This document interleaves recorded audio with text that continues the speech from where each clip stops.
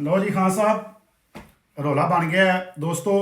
रौला ये बनया है कि जेह्ड़े दोस्तों ने ईद जुमे वाले दिन की है ना, उलमा का फतवा आया है, उन्होंने कहा कि जनाब रोज़ा दोबारा रखना पैना है। जुमे वाले दिन ईद नहीं सी बनती, ये बनती सी अगले दिन, ठीक है।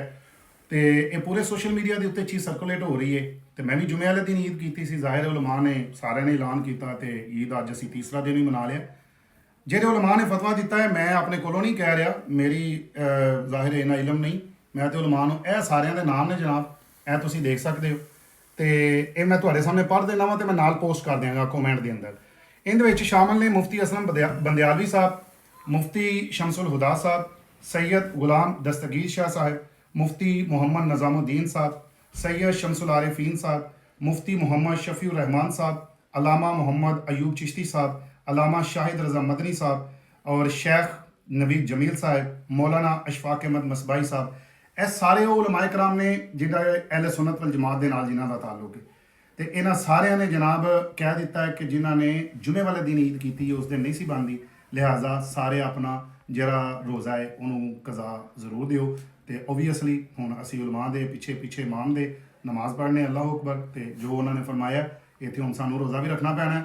ਬਾਰਕੈਫ ਆਖਰ ਤੇ ਜਾ ਕੇ ਖਾਨ ਸਾਹਿਬ ਇਹ ਸਵਾਲ ਜ਼ਰੂਰ ਹੈ ਕਿ ਇਹ ਈਦ ਕੀਤੀ ਕਿਉਂ ਗਈ ਹੈ, ਲਾਈਕ ਕਿਉਂ ਨਹੀਂ ਕਨਫਰਮੇਸ਼ਨ ਕੀਤੀ ਗਈ, ਕਿਉਂ ਨਹੀਂ ਹੋਲਡ ਕੀਤਾ ਗਿਆ। ਇਹ ਸਾਰੇ ਉਲਮਾ ਜਿਹੜੇ ਨੇ ਉਹਨਾਂ ਨੂੰ ਵੀ ਸਾਡੀ ਰਿਕੁਐਸਟ ਹੈ ਕਿ ਇੱਕ ਈਦ ਜਦੋਂ ਹੋ ਜਾਏ ਪਲੀਜ਼ ਉਦੋਂ ਅਨਾਉਂਸਮੈਂਟ ਕਰ ਦਿਆ ਕਰੋ। ਇਹ ਰੌਲਾ ਹਰ ਸਾਲ ਹੀ ਪੈ ਜਾਂਦਾ। ਐਤਕੀ ਸੋਚਿਆ ਸੀ ਕਿ ਚਲੋ ਇਕੱਠੀ ਈਦ ਹੋ ਜਾਏਗੀ, ਲੇਕਿਨ ਉਹ ਨਹੀਂ ਹੋਈ। ਮੈਂ ਇੱਥੇ ਬਰਮਿੰਗਮ ਸ਼ਮਸ ਖਾਨ ਅਸੀਂ ਮਹਿਫਲ 'ਤੇ ਆਏ ਸਾਂ ਅਤੇ ਸਾਨੂੰ ਅਪਡੇਟ ਮਿਲੀ ਹੈ ਅਤੇ ਅਸੀਂ ਕਿਹਾ ਕਿ ਜਨਾਬ ਚੂੰਕਿ ਰੋਜ਼ੇ ਦਾ ਮਾਮਲਾ ਹੈ ਅਤੇ ਉਲਮਾ ਦਾ ਫਤਵਾ ਵੀ ਇਹਦੇ ਉੱਤੇ ਆ ਗਿਆ, ਲਿਹਾਜ਼ਾ ਇਸ ਗੱਲ ਨੂੰ ਤੁਸੀਂ ਕਨਫਰਮ ਕਰ ਲਓ, ਆਪਣੇ ਐਂਡ ਤੋਂ ਵੀ ਕਨਫਰਮ ਕਰੋ। ਅਤੇ ਜੇ ਕਨਫਰਮ ਹੋ ਜਾਂਦਾ ਤਾਂ ਫਿਰ ਰੋਜ਼ੇ ਦੀ ਕਜ਼ਾਈ ਦੇਣੀ ਬਣਦੀ ਹੈ। ਅਤੇ ਦੁਆਵਾਂ 'ਚ ਯਾਦ ਰੱਖਿਆ ਜੇ ਅੱਲਾ ਕਰੀਮ ਆਪ ਸਭ ਨੂੰ ਸਲਾਮਤ ਰੱਖੇ। ਔਰ ਜਨਾਬ ਇਹ ਜਿਹੜਾ ਰੋਜ਼ਾ ਹੈ ਇਹ ਹੁਣ ਰੱਖਣਾ ਬਣਦਾ ਹੈ। ਅਤੇ ਜਿੰਨੇ ਉਲਮਾਏ ਕਰਾਮ ਨੇ ਮੇਰੀ ਇਹ ਕੈਸਰ ਮਦਨੀ ਦੇ ਹੱਥ ਜੋੜ ਕੇ ਰਿਕੁਐਸਟ ਹੈ ਕਿ ਤੁਸੀਂ ਪਲੀਜ਼ ਪਲੀਜ਼ ਪਲੀਜ਼ ਸਾਰੇ ਪਿਆਰ ਇਤਫਾਕ ਦੇ ਨਾਲ ਬੈਠੋ। ਮੈਂ ਇੱਥੇ ਇਤਸ਼ੀ ਦਿਓਬੰਦੀ ਅਹਿਲ ਹਦੀਸ ਕਿਸੇ ਹੋਰ ਮਸਲਕ ਦੀ ਗੱਲ ਨਹੀਂ ਕੀਤੀ। ਇਹ ਜਿੰਨੇ ਸਾਰੇ ਨਾਮ ਨੇ ਅਹਿਲ ਸੁन्नत वल जमात ਦੇ ਨਾਮ ਨੇ, ਇਹਨਾਂ ਸਾਰਿਆਂ ਨੇ ਕਿਹਾ ਕਿ ਰੋਜ਼ਾ ਕਜ਼ਾ ਤੁਹਾਨੂੰ ਰੱਖਣਾ ਪੈਣਾ ਹੈ। ਅਗਰ ਇਹ ਖਬਰ ਸੱਚ ਹੈ ਤਾਂ ਫਿਰ ਰੋਜ਼ਾ ਰੱਖਣਾ ਪੈਣਾ ਹੈ। ਤੁਸੀਂ ਆਪਣੀ ਕਨਫਰਮੇਸ਼ਨ ਕਰੋ, ਤੁਹਾਡੀ ਕੀ ਰਾਏ ਵੇ ਉਹ ਕਮੈਂਟ ਦੇ ਅੰਦਰ ਜ਼ਰੂਰ ਲਿਖੋ। ਬਹੁਤ ਸ਼ੁਕਰੀਆ, ਅਸਲਾਮ ਵਾਲੇਕੁਮ।